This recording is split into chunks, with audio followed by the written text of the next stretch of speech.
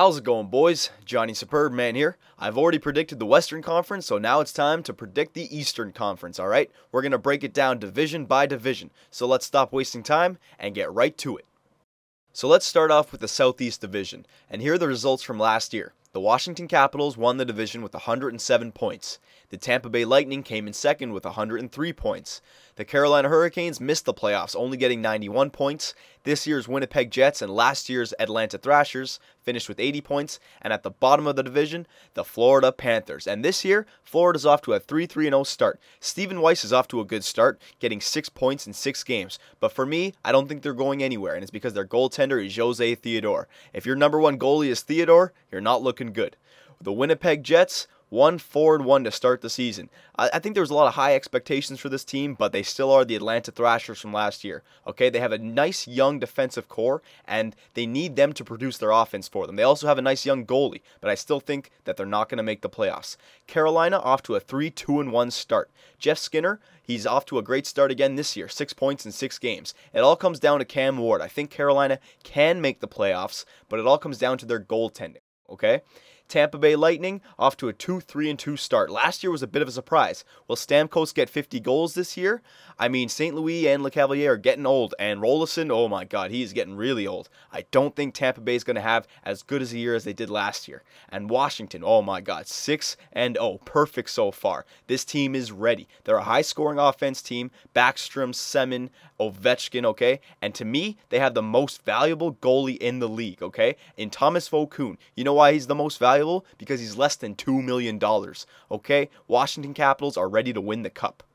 At the end of the regular season, I think the Southeast Division is going to look something like this. The Washington Capitals will once again win the division, and I think the Carolina Hurricanes are going to surprise a lot of people. I think they're going to come in second in the division, and I think the Tampa Bay Lightning, they're going to completely fall off this year. They'll be competitive for that 8th spot, but I think Rolly the goalie is going to let them down. I don't think they're making the playoffs. Winnipeg and Florida as well, you're both not making the playoffs. There's not even a chance that you guys will make the playoffs. The East is way too competitive.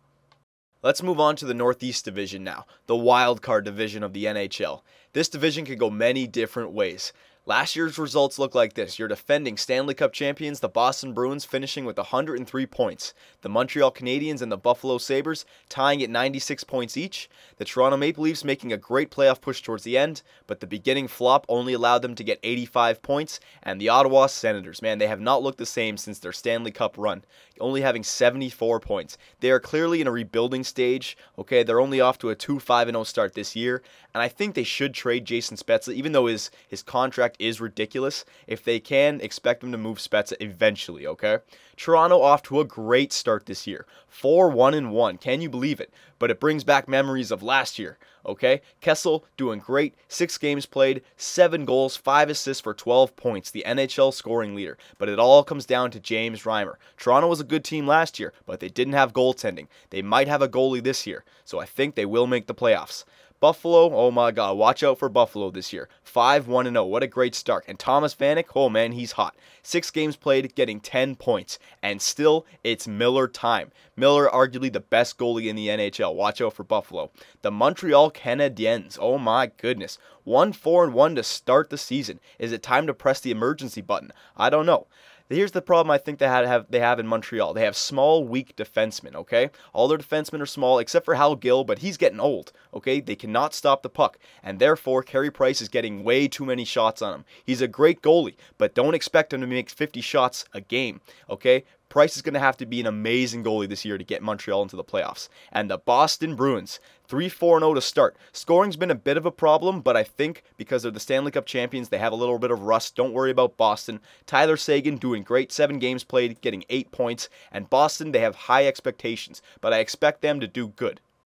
Now, like I said before, anything can happen in this division. It really can. But at the end of the regular season, I think it's going to look something like this. The Buffalo Sabres, they're ready to be a top-notch team, okay? They made some great acquisitions, and they still have Miller. It's Miller time, and it's time for Buffalo. The Boston Bruins and the Toronto Maple Leafs, I think they're going to be neck and neck for that second position. I still got to give the nod to the Boston Bruins because they are the better team, but I think that Toronto will be pushing them, and I think both teams will make the playoffs. Buffalo, Boston, and Toronto all in the playoffs. Montreal, I think this might be a year that they miss it. I don't know. It's hard to recover from a slow start. As I said before, Carey Price, he needs to be the man if they're going to make the playoffs. And the Ottawa Senators, it's rebuilding time. Just get your rookie some ice time and look towards next year. Last but not least is the Atlantic Division, and here are last year's results. The Philadelphia Flyers and the Pittsburgh Penguins both finished with 106 points. The New York Rangers came in third, making the playoffs with only 93 points, fortunate for them. The New Jersey Devils went on one of the best streaks in NHL history, but it wasn't enough to make up for the horrible start, only finishing with 81 points, and the New York Islanders, the young Islanders, only finishing with 73 points. Now the Islanders, they are looking better than they did last year. They're older, obviously, but I still think they're way too young, and they need more of a franchise goalie than DiPietro or Nabokov. They're not going to get it done. I don't think they're going anywhere this year. The New Jersey Devils, they have got to go into rebuild mode. When you have Martin Brodeur still as your number one goalie, there's a problem, okay? Brodeur got injured, and now Hedberg is the number one. New Jersey Devils just go into rebuild mode. Kovalchuk signing for 14 years was the biggest mistake New Jersey ever made, okay? They have got to go into rebuild mode. The New York Rangers, how can you not say the New York Rangers are a better team than last year? They made the playoffs last year, and in the offseason, they added Brad Richards, okay?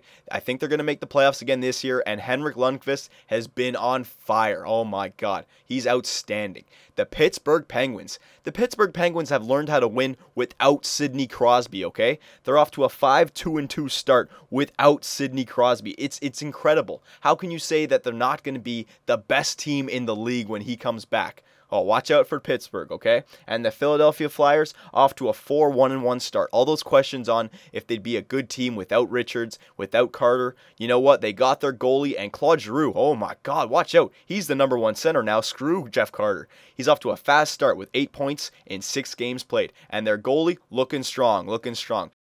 At the end of the regular season, I think the Atlantic Division is going to look something like this. The Pittsburgh Penguins, they are going to win the division, okay? Say they play half the season without Crosby, 40 games. I think they can win about 25 of those 40 games. And then Crosby comes back for the last 42, and they can win 30 of those last 42. That gives them 55 wins, and I'm not even counting overtime losses. Pittsburgh will win the division. Second will be Philadelphia. They're going to be competitive. I don't know if they're going to have as many points as they did last year. That's tough to tell, but they are going to come in second in this division. The New York Rangers, I think they're going to be in the spot that they always seem to be, fighting for that 8th, 7th, 6th place, but I think they are going to make the playoffs. And the Islanders, I think they're going to do a better job than the Devils this year, but they're still going to miss the playoffs. And the Devils, they'll be lucky to get 70 points this year, okay? So boys, there it is. There's my predictions for the Eastern Conference. And I've already predicted the Western Conference. If you haven't seen it, head on over there now.